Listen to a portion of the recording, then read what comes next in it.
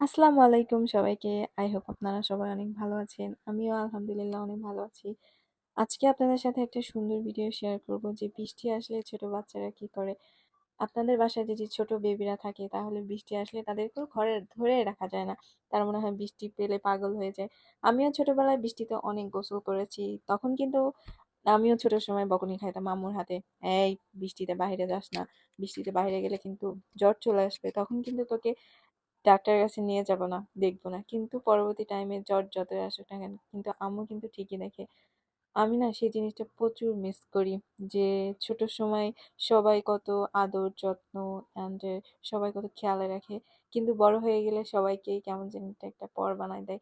যে বৃষ্টিতে গোসল করলেও কেউ কিছু বলে না, দেন বাইরে থাকলেও কেউ কিছু বলে না, মনে হয় নিজের দায়িত্বে সবকিছু করতে হবে। বৃষ্টি হলে মনের মধ্যে একটা আনন্দ হয় যেটা ভাষায় প্রকাশ করা যায় না।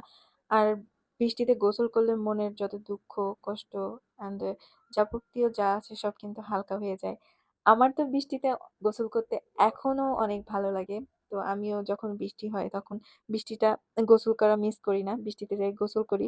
এদের বৃষ্টিতে গোসল করা দেখে আমার খুব আনন্দ লাগতেছিল। আর বৃষ্টিতে গোসল করতে কিন্তু সবারই ভালো লাগে। সব সমবয়সী মানুষই কিন্তু বৃষ্টিতে গোসল করে।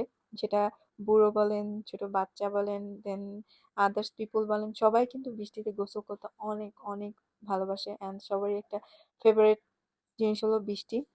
তো বৃষ্টি হলে কার কেমন লাগে, কে কি করেন অবশ্যই আমাকে কমেন্টে জানাবেন।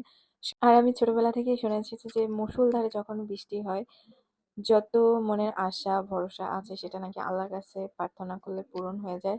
তো আই হোপ আমার মনে হয় বক্তব্যটা ঠিক আছে, সবাই একই কথা বলে। তো সবাই অনেক ভালো থাকবেন, সুস্থ থাকবেন। আল্লাহ হাফেজ।